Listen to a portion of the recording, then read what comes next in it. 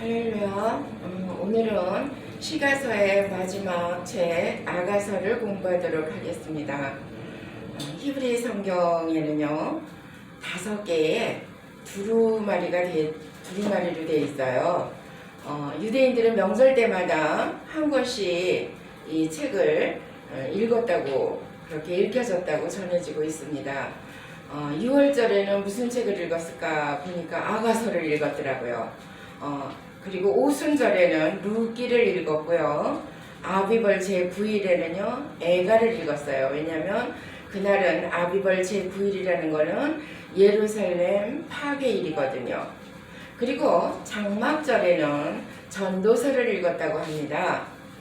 여러분 잘 아시는 불임절에는 에스더서를 읽었대요. 역전의 하나님 에스더서. 그래서 이렇게 5개의 두루마리로 히브리 성경은 되어 있는데, 그 중에서도 아가서가 6월절에 읽혔다는 거에 대해서 참 중요한 생각이 듭니다. 여러분들 잘 아는 이 아가서는요 사랑을 노래했죠. 그래서 우리가 이제 제가 어렸을 때는 이 아가서를 잘 이해를 못했었어요. 근데 이 아가서가 남녀간의 사랑의 문제가 아니고 그걸 통해서 예수 그리스도와 성도된 우리 신부된 우리 성도들을 사랑하는 그 내용이라는 걸 알고 아가서를 깊이 사랑하게 됐습니다. 자, 아가서의 역사적 배경을 보겠습니다. 당시 결혼은 대개가 정치적인 정략적 결혼이 많았다 그래요. 특히 이 솔로몬 시대에는 이 술람미 여인은 아무런 배경도 없는 포도원지기에 불과했지만 솔로몬의 각별한 사랑을 받았던 것 같다. 그러니까 이 솔로몬이 정략적으로 많은 결혼을 했지만 이 술람미 여인은 어때요? 배경도 없는 여인이었기 때문에 정략적이 아니죠. 정말 진정한 사랑을 한 거예요. 솔로몬이 많은 처첩을 거느리고 있으면서도 술람미라는 한 여인을 깊이 사랑한 것은 의미가 있습니다. 그래서 제목을 보면 개역 성경 제목인 아가는 본서의 1장 1절의 본문을 그대로 인용한 히브리어 성경 제목인 쉬르 하슈림, 그러니까 노래 중에 노래, 가장 아름다운 노래에서 유래되었다. 헬라어 성경에서 보면요, 그 70인역에서 본서 제목도 아스아스마톤 이렇게 돼 있대요. 아스아스마톤, 이거는 노래 중에 노래라는 뜻이거든요. 이는 본서가 진실된 사랑을 내용으로 하는 가장 아름답고 훌륭한 노래임을 보여주고 있습니다. 저자는 1절의 말씀 아가서가 솔로몬의 저자임을 밝히고 있다. 본문에서 언어, 스타일, 어조, 관점, 그리고 반복되는 후렴 등이 일관성 있게 나오는 사실은 한 사람의 저자임을 지지해준다.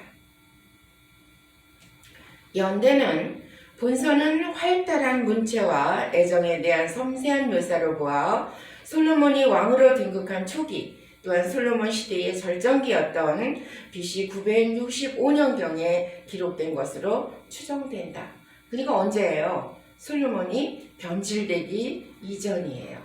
변질되기 이전에 쓴 것으로 추정된다. 기록 목적 본서는 솔로몬이 많은 왕후와 비빈을 거느렸음에도 불구하고 오직 술람미 여인만을 향한 진실하고 간절한 사랑을 나타낸 것은 남녀 간의 순수한 사랑과 순결성은 권력과 빈부를 초월한 감정으로서 정략적 결혼과는 별도임을 전하고자 기록한 듯하다. 보니까요, 제가 어렸을 때는 목사님들이 이 아가서를 잘 안 다루셔요. 그러니까 그때만 해도 옛날 시대라서 이렇게 좀 읽기도 민망하고 공부하기도 조금 힘들었던 것 같아요. 근데 지금은 그 글 속에 숨겨져 있는 예수 그리스도와 성도 간의 사랑, 이거를 주제로 해서 보면은 여러분들 훨씬 이해가 빠를 겁니다. 지금처럼 이렇게 솔로몬이 많은 처첩이 아름답고 배경 좋은 많은 처첩이 있음에도 불구하고 그 시골 처녀 술람미 여인을 사랑했대. 너무 좀 이해가 안 되시죠? 그렇잖아요. 지금 같은 시대에 이해가 잘 안 될 겁니다. 그러나 진정한 사랑은 배경이 문제가 아니고, 그리고 정략적인 결혼이 문제가 아니고, 정말 지고지순한 사랑이 진정한 사랑이다. 그래요. 자, 특징 봅니다. 다른 성경과는 달리 솔로몬과 술람미 여인 사이에 사랑과 성적 기쁨의 노래이다. 신랑 신부의 사랑을 하나님과 이스라엘의 언약과 사랑의 관계로 해석하기도 한다. 희귀한 낱말을 많이 사용하여 자연과 일상생활을 회화적으로 표현했으며 이성 간의 사랑을 담대히 표현한 노래로서 높은 문학성을 지니고 있다. 중요한 요절이 있어요. 아가서 2장 16절에는 내 사랑하는 자는 내게 속하였고 나는 그에게 속하였도다. 그가 백합화 가운데에서 양떼를 먹이는구나 그랬어요. 자, 전체 관찰 보겠습니다. 솔로몬의 아가는 1장 1절로 8장 14절까지로 되어 있습니다. 솔로몬 왕과 술람미 여인과의 사랑을 노래했고, 그리고 두 사람의 결혼 언약과 결혼식에 대한 내용이며 그 사랑이 갈등을 거쳐 성숙해져 가는 것으로 끝을 맺는다 그랬어요. 열어보겠습니다. 1장 1절로 3장 5절까지는 사랑을 노래하는 대단원을 갖고 있죠. 그래서 이스라엘과 하나님과의 관계를 나타내고자 한 겁니다. 그래서 두 사람의 사랑을 통해서 두 사람 누구죠? 술람미 여인과 솔로몬의 사랑을 통해서 솔로몬은 1장 9절에 보면요, 내 사랑하는 자는 바로의 왕궁의 준마와 같구나 이렇게 말했어요. 그렇게 사랑을 노래했고 2장 7절까지로 보면 연인의 만남과 기쁨을 나타내고 있습니다. 연인의 만남과 기쁨, 내 사랑 술람미. 솔로몬이 표현하기를 내 사랑 술람미, 내 사랑은 가시나무 가운데 백합화와 같다 이렇게 표현했거든요. 그러니까 바람이 불어가지고 바람이 그 백합화 꽃을 찌를 때마다 그 가시가 있잖아요. 백합화는 가시가 있거든요. 그 가시가 바람 때문에 찔릴 때마다 향기가 많이 나요. 그래서 사랑의 이중성을 여기서 알 수가 있죠. 사랑은 아파서 아름답다. 찔려서 그 향기를 내니까 아파서 아름답다. 진정한 사랑을 할 때 왜 그렇게 아플까? 마음도 아프고, 그죠? 잠도 안 오고, 그러잖아요. 자, 2장 8절로 3장 5절까지를 보면 술람미 여인의 노래가 나오죠. 술람미 여인의 노래가 나오고, 또 사랑에 빠진 술람미 여인이 이렇게 헤어질까봐 걱정하는 첫 번째 꿈을 꿉니다. 그러니까 안달복달에 사랑을 하면 열병을 앓는다 그러죠. 그래서 사랑할 때 이 사랑이 깨지면 어떡하지? 저 사람이 나 싫다고 떠나면 어떡하지? 지금은 막 예쁘다고 하는데 과연 끝까지 갈까? 막 이런 불안감이 있죠. 그러니까 헤어질까봐 이 술람미 여인도 걱정하는 첫 번째 꿈을 꾸죠. 그리고 두 번째는 무슨 꿈을 꾸냐면 사랑의 갈등을 겪는 꿈을 또 꿉니다. 근데 여러분, 연인의 사랑의 시작과 서로 간의 연모의 점을 노래하고 있을 때에 이 술람미 여인을 보면은요, 신랑과 신부 사이에 서로를 칭찬하면서 불린 지순한 사랑의 교창이 계속되는데, 서로 이렇게 부르고 답가를 또 하고 하는 그 교창이 계속되는데, 결혼으로 승화되기 직전에 가장 지극한 두 사람의 관계를 예시해 주듯 신랑을 향한 신부의 밝고 화사한 사랑의 노래가 불려지고요. 여기서 간과할 수 없는 것은 작은 여우의 활동도 시작된다는 것입니다. 또한 신부의 꿈을 통해서 사랑이 심화할수록 그리움과 소망이 끊이지 않는다는 사실도 잘 보여주고 있습니다. 이 여인이, 술람미 여인이 왜 그런 꿈을 꾸면서까지 가슴 아파했을까? 그래서 보면 창세기에 보면은요, 하나님께서 하와한테 너는 남편을 사모할 것이며 그랬어요. 그게 하나님께서 그 하와에게 말씀하신 거거든요. 그래서 이 술람미 여인도 이 솔로몬을 너무 사랑한 나머지 사랑에 빠져가지고 불안했던 거예요. 그리워하며 불안하며 하는 것이 일치하고 있죠.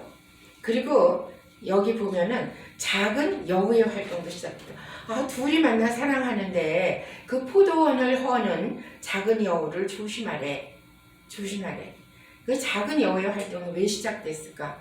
둘이 사랑하는데 그거를 뭐 질투하듯이 또 그걸 해방하는 해방꾼이 있는 거죠. 그 흑암의 세력은 언제나 어디서나 우리에게 그렇게 다가오는 겁니다.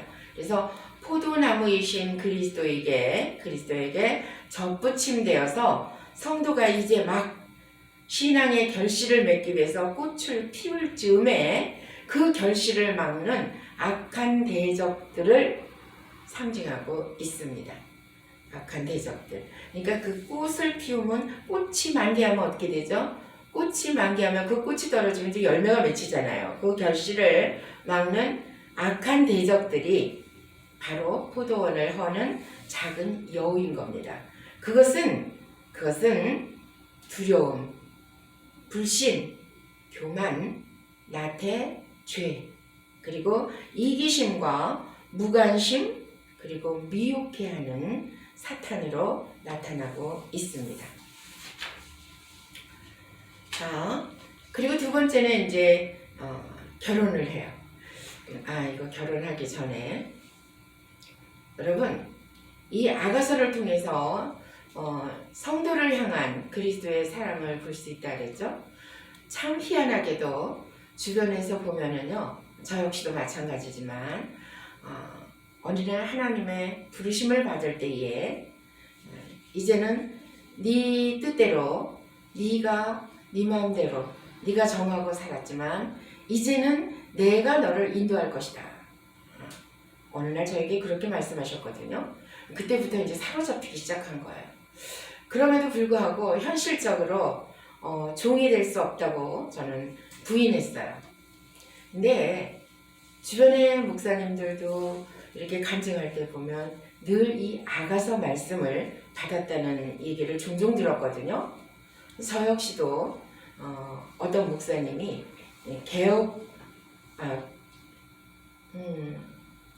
기도원을 개원을 한다 그래서 갔어요. 가는데 이제 아는 친구가 같이 가자 그래서 거기를 갔거든요. 근데 갑자기 그 목사님이 저를 많이 쳐다보더니요, 하나님의 말씀을 주신다는 거예요. 그러면서 뭐라 그러냐면, 나의 사랑하는 자여, 나의 어여쁜 자여, 이제는 일어나서 나와 함께 가자, 이러신다는 거예요. 그래서 제가 뭐라 그랬겠어요? 안 돼요 그랬어요. 갈 수 없어요. 그 말이 무슨 뜻인지 알기 때문에 제가 안 돼요 그랬거든요. 그랬는데 목사님들이 종종 그런 얘기들을 해요. 하나님께서 자기를 부르실 때에 나의 사랑하는 자야, 어여쁜 자야, 일어나서 나와 함께 가자 그랬대요. 네, 하나님께서 콕 찍어가지고 함께 가자 그러면 안 돼요 해봤자 소용없더라고요. 그래서 이렇게 그리스도에게 성도가 이렇게 붙잡혀서 정말 이 땅에서 동행하며 살아감과 같이 이렇게 사랑하는 자들이, 여기서는 이제 술람미 여인과 솔로몬이 결혼을 하게 되죠. 3장 6절, 5장 1절까지 보면 하나님께서 이스라엘과 맺은 언약을 결혼으로 묘사한 것입니다. 근데 이 결혼식을 하는 데 있어서 신랑이 신부를 위해서 보낸 화려한 가마를 묘사하는 것이 3장 6절로 10절까지 있죠. 연을 보낸다. 연이 가마거든요. 신랑의 가마에 대해서 묘사를 했고요. 그리고 신랑에 대한 신부의 묘사가 면류관을 쓴 왕을 보라 이렇게 얘기하고 있습니다. 그러니까 결혼식을 위한 신부의 화려한 행렬과 이를 맞이하는 신랑의 기쁨. 그래서 마침내 솔로몬과 술람미 여인의 결혼식 날이 도래했다. 신랑은 신부를 데려오기 위해 연을 보낸다.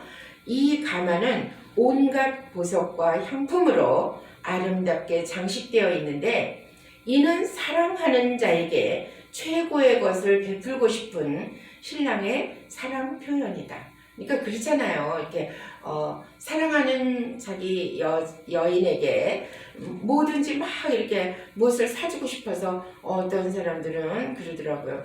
막 뭐 노동을 했대요.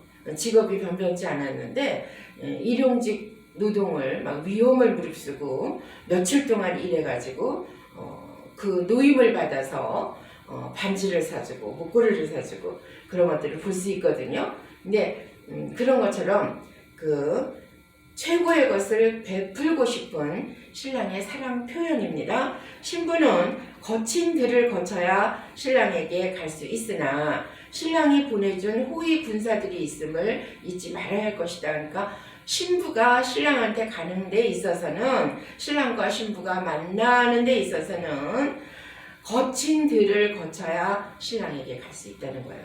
무슨 얘기예요? 하나님의 사람들은 치루어야 할 단계들이 있음을 암시하고 있습니다. 그러니까 은혜를 하나님의 사랑을 거저받지만 그죠? 거저받지만 그러나 그 대가가 또한 우리가 치러야 될 작은 십자가가 있는 거예요. 작은 십자가. 그 십자가, 그 멍에는 작고 가벼우니라 예수님이 그러셨죠? 그것은 주님이 함께 져주시기 때문에 아무것도 아니지만 이제 우리 입장에서는 그 과정들을 거쳐야 된다는 거죠. 그러니까 예수 믿고 교회 다녔더니 더 힘들어 죽겠어 이러는 사람들이 있으면 자신 있게 얘기해 주세요. 그냥 무조건 복만 받는 것이 아니라 그 믿음이 자라고 그릇이 넓혀지고 하는 과정이 있기 때문에 하나님의 그 크신 사랑을 받기 위해서 하나님의 그 크신 은혜를 입는 은혜자가 되기 위해서는 자기가 치러야 되는 단계가 있다 하는 것을 요 때를 기도하면서 잘 넘기면 정말 복되고 화려한 하나님의 은혜의 날들이 있을 겁니다 하고 자신 있게 얘기해 주세요. 근데 그때에도 잊지 말아야 될 게 뭐라고요? 하나님이 보내신 신랑이 보낸 호위 군사들이 있음을 잊지 말아라 하니까 그랬죠.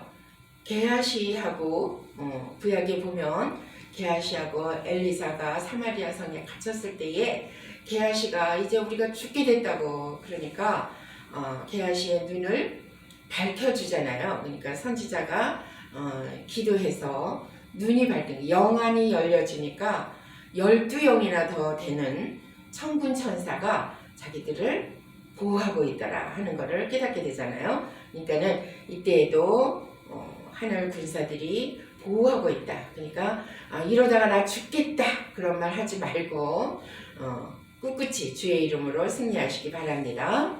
자, 그리고 결혼잔치가 4장 1절로 5장 1절까지 보면 결혼잔치가 있죠. 신부의 아름다움에 대한 사랑을 신랑이 찬사를 했고요. 그리고 신랑과 신부의 또 같이 함께하는 노래가 있습니다. 그러니까 초야의 노래와 혼인잔치의 초청이 있죠. 그러니까 신랑이 신부의 순결하고 아름다운 모습을 극찬하면서 애정을 표현하는 내용이에요. 그러니까 신랑 솔로몬은 사랑하는 신부의 자태를 7가지로 나누어서 상세하게 묘사하고 있으며 여기서 나의 사랑, 나의 누이, 나의 신부 등과 같은 표현은 그의 사랑이 전인격적이며 전폭적이었음을 시사한다. 우리가 보면 신랑이 신부를 많이 사랑하면요 자기 신부를 막 자랑하고 싶어해. 그래서 만나는 사람마다 그러는 거죠. 그 사람 봤어? 우리 집사람 봤어? 우리 집사람 알아? 막 이러면서 자랑하고 싶어하는 그 신랑의 마음이 있습니다. 근데 그 신랑의 마음처럼 하나님은요, 우리 성도를 그렇게 자랑하고 싶어해요. 예수님도 우리 신부된 우리를 자랑하고 싶어한다는 것을 잊어버리면 안 돼요. 그래서 그렇게 말씀하시죠. 너는 존귀한 자다. 나의 사랑, 나의 어여쁜 자야. 너는 존귀한 자다. 우리가 별로 존귀하지 않아요. 그죠? 그럼에도 불구하고 사랑의 눈먼 하나님께서 우리를 존귀타 하시면 우리는 존귀한 자들 맞습니다. 그렇다면 우리는 존귀한 자답게 존귀한 자의 자격을 갖춰 나가는데 애써야 될 것입니다. 내가 누군데? 나는 여기서 절대 무너질 수 없어. 나를 존귀타 하시는 하나님 때문에 나는 일어서야 해. 내가 여기서 저 하찮은 것 때문에 낙심할 수 없어. 왜? 하나님은 나를 천하보다 크다 하셨고 존귀타 하셨는데 내가 존귀한 자로서 아무 것에도 허탄한 것에 마음을 뺏기면 안 되지. 눈을 그쪽에다가 집중시키면 안 되지. 나의 눈은, 나의 마음은 오직 하나님께로만 향해 있어야 돼 하는 그 마음가짐을 날마다 자신을 쳐서 준비시킬 때 우리는 존귀한 자가 될 수 있습니다. 자, 대단한 세 번째는요, 사랑과 갈등이 5장 2절부터 8장 14절까지 있어요. 이스라엘의 불신앙을 사랑의 갈등으로 나타내고자 했는데 사랑한다면서 늘 싸워, 사람들이. 그죠? 사랑하는 자들이 싸워요. 그런 것처럼 사랑은 늘 갈등이 생깁니다. 그래서 고민이 늘 많아. 근데 이 사랑의 갈등에는요, 방심하다가 잃고 찾아 헤매고 그리고 다치고 부상을 입고 그리고 상사병이 나는 술람비 여인과 똑같습니다. 그러니까 사랑을 받을 때 조심해야지 된다 그랬죠. 사랑을 받을 때 정말 기쁜 마음으로, 감사하는 마음으로 그렇게 함께 사랑을 나눠야 되는데, 저 사람 나한테 꼼짝 못해, 나라면 껌뻑 죽어 이래가면서 아주 그냥 대대해진다든지 건방져지죠. 그러면서 함부로 해요. 자기를 사랑하는, 자기한테 사랑의 눈먼 그 사람한테 함부로 하는 거를 볼 수 있어요. 그러니까 그게 뭐예요? 사랑에 방심하고 그러다 보면 이제 사랑을 잃어요. 다시 찾으려고 찾아 헤매요. 그러다 보니까 그냥 들판에서 넘어지고 가시에 찔리고 부상을 입어요. 집에 돌아와서는 내가 왜 그랬을까? 상사병을 앓는 거죠. 근데 그렇게 사랑에는 고민이 따르는데 그러지 말아야 되죠. 사랑은 단맛과 쓴맛의 양면성을 가져요. 근데 사랑을 위협하는 가장 큰 적이 바로 자기 자신 안에 있다는 것을 깨달아야 됩니다. 그리고 사랑의 기쁨은 오직 하나 되는 데 있습니다. 주님은 성도와 동거동락하고 동행하는 것을 간절히 원하신다고 계시록 3장 20절에 나와 있어요.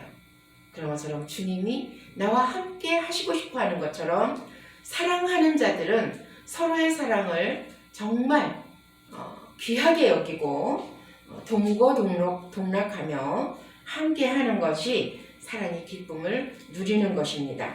그러니까는 그 사랑을 위협하는 자기 안에 있는 나쁜 것들을 물리치고 갈등을 극복하고 함께 그 사랑을 회복하는 그런 은혜가 있기를 이 아가서를 통해서 나타내고 있는 겁니다. 그래서 순결하고 지극한 사랑의 결실을 보게 된 신랑 신부가 사소한 오해로 인해 사랑의 위기를 맞고 있는데, 신랑이 잠자리에 든 신부에게 찾아왔으나 한순간의 방심으로 신랑이 되돌아가 버림으로써 빚어진 두 사람 간의 갈등, 그리고 뒤늦게 실수를 깨달아서 신랑을 찾아 부르는 노래와 사랑을 회복하려고 애쓰며 애타는 심정을 노래로 표현하고 있습니다. 6장 12절까지. 그리고 6장 13절로 8장 14절까지 보면요, 사랑과 성숙이라는 제목을 가지고 솔로몬과 여인들이 노래하죠. 예루살렘 여인들아, 내 사랑하는 자를 보라. 이렇게 그 여자들을 초청해갖고 신부의 아름다움을 찬사하고 있어요. 그리고 7장 6절로 13절까지는 신랑 신부의 노래가 합창이 있죠. 그리고 8장 1절로 14절까지는 친정을 방문하는 부부가 나옵니다. 완전한 사랑의 염원, 그리고 사랑의 능력과 승리, 이렇게 있습니다. 보니까 사랑과 성숙을 주제로 갈등을 극복한 사랑의 승리. 본 단어는요, 절정과 결말을 포함하고 있는데, 신부의 적극적인 참여에 맞는 신랑의 용서. 보니까 내가 잘못했다, 정말 내가 방심했구나, 나를 사랑한다고 나한테 푹 빠졌다고, 사랑에 눈이 멀었다고, 내가 너무 함부로 했구나 하면서 참회하니까 신랑이 용서를 해주죠. 그래서 참 사랑을 회복한 신랑과 신부는 더욱 돈독한 사랑으로 승화되었다. 신랑은 신부를 더욱 사랑하게 되고, 그들은 함께 사랑의 노래를 하면서 마지막으로 사랑의 성숙함이 최고조에 이르렀음을 친정집 방문으로 보여준다. 그러니까는 친정집은 어때요? 소박한 시골집이죠. 소박한 시골집이고, 수넴에서 처음 만났을 때와 같은 완전한 사랑을 느끼는 거예요. 아마 그 수넴에서 그 술람미 여인을 그 솔로몬이 처음 봤던가 봐. 그러니까 친정집을 방문하면서, 그래, 내 아내가 이렇게 소박한 곳에서 이렇게 아름답게 순전하게 그렇게 자라고 있었지 하면서 그 사랑을, 더욱 큰 사랑을 느끼는 겁니다. 그래서 성숙한 사랑과 완전한 부부애가 친족들에게까지 확대되죠. 여러분, 하나님이 우리를 자랑스러워하고 싶어하는 장면이 욥기서에 있다 그랬죠. 그때 우리 욥기 공부할 때 그 얘기했죠. 근데 내 종 욥을 보았느냐, 이렇게 사탄한테까지 자랑을 하잖아요. 그런 것처럼 예수님도 성도를 그렇게 자랑하고 싶어 하세요. 근데 우리가 중요한 거는요, 성도도 그리스도를 자랑하고 싶어 해야 된다는 겁니다.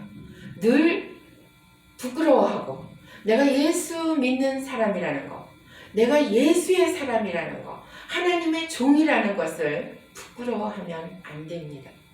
그래서 자랑스러워해야 된다. 그리고 또 자랑스러워해야 되는 게 있는데, 목회하는 목자들은요, 자기 양들을 자랑하고 싶어 하는 것이 맞습니다.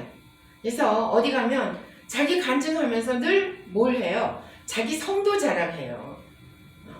우리 교회는요, 이런 성도가 있거든요 하면서 자랑을 합니다. 저 역시도 마찬가지죠. 그런 것처럼 우리가 서로가 서로를 존귀히 여기며 자랑하며 그렇게 세상을 살아갈 때, 우리에게는 어떠한 사단의 괴계가 우리를 넘어뜨리지 못할 줄 믿습니다. 그래서 우리는 언제나 하나님과 함께 올바른 태도로, 그리스도를 향한 올바른 태도를 가지고 이 땅을 살아가는데 승리해야 될 줄 믿습니다. 그것이 바로 세상 유혹을 이길 수 있는 비법이라는 것을 기억하십시오. 자, 수고하셨습니다.